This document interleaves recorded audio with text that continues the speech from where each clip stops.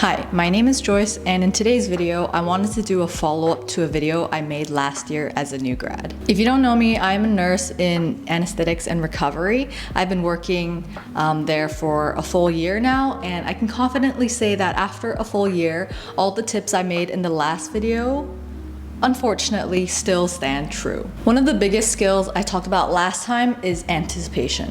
Anticipation is everything. Especially in anesthetics, a lot of your role is anticipating what the doctors will need. That could mean knowing the procedure, understanding the patient's history, and being familiar with the doctor's preferences. So instead of reacting in the moment, you're always one step ahead. Otherwise, you'll always be behind, you'll be like frazzled, scrambling. However, in recovery, anticipation looks a little bit different. You're constantly thinking, is this patient likely to have pain, nausea and vomiting? Are they going to be extremely drowsy for whatever reason? The better you anticipate, the safer and faster your responses will be, and with time you'll learn to know what you need to do and you'll feel more confident afterward. This next one is really important, and it's to ask questions. When you first start, you honestly know nothing, and that's completely normal.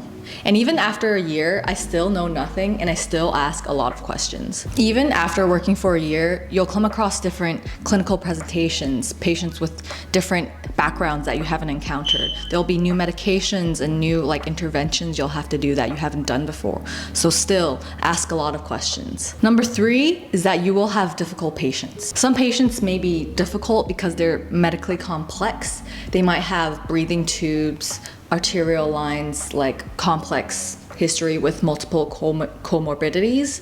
I remember the first time I got a complex patient dumped onto me. I was still quite new to the unit, and I literally, after the handover, I stood there and just went like this for however many seconds, and then another nurse saw me and was like, "Joyce, are you okay?" And that was the first time I had a very complex patient. But obviously that can seem very daunting and overwhelming at first. Now, thinking back, when that happens, honestly, everybody is the same. You always just work back to your basics, go through your basic A to G assessment. Even if they have a lot of things going on, just break things down, start with the airway first. Is their airway okay? Great, on to the next one. And then you just work your way top down like that. Other times you may have difficult patients because they are, let's say, demanding, they have strong personalities, they're very particular. In these situations, communication is everything. Try your best to de-escalate, hear them out, ask how they want to be treated, what they need, what kind of care they would like. Because the last thing you want is to have them file a complaint later on due to miscommunication. I had one of these patients before, and I was literally like, "Are you happy with this? Are you happy with that? What else do you need? Nope, you're all good, we can go." Perfect. It's like the ball is in your court. I'm just a girl. This next one I don't think is optional at all. A lot of people are like, "Oh yeah, work-life balance, nah, it doesn't exist. Just work your ass off." You actually need to have a life outside of work. Nursing is a demanding job, physically, mentally, emotionally. I personally like to think of my life as having a part-time job and a full-time hobby.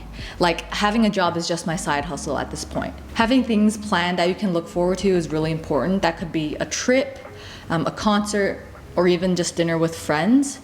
Even just something small every week or every month if you don't have anything major planned ahead of time. And most importantly is to prioritize your sleep. I ensure I try to get 7 to 8 hours every night. So if I have a 7 a.m. shift, I usually wake up around 5 o'clock just because I don't like to rush in the morning, so that's on me. But if I wake up at 5, I will make sure I am in bed by 9 p.m. Anyways, this is kind of where I'm at after a year. Still adjusting, still learning, but that's it for today.